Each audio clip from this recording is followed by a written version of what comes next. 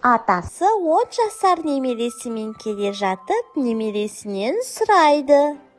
Ана өрмекшіні көремісің, балам? Не істеп жүр?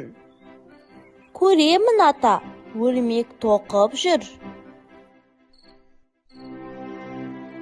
Ендеше, балам, ана жерде кетіп бара жатырған құмырсқаны көремісің? Көремін, ата, аузында бір нанның қиқымы бар, жүгіріп жүр. Ендеше жоғарыны қарашы, балам, жоғарыдан не көрінеді? Жоғарыда қарлығаш ұшып жүр, ата, аузында шөбі бар. Сонда атасы айтты.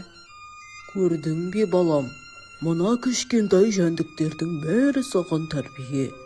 Өрмекші маса шыбынға тұзақ құрып жүр. Ұстап алған соң өзіне азық етеді.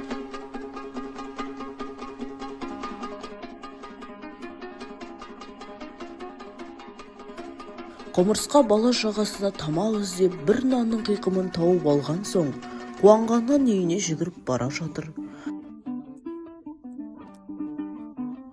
Ал қарлығаш болса, балапандарына ұя салу үшін шөп жиып жүр. Көрдің бе, балам, жұмыссыз жүрген ешкім жоқ. Сені де Құдай тағалам бос жаратпаған. Жұмыс іздеп қазірден бастап басылып жатпау керек, деп атасы өз сөзін аяқтады.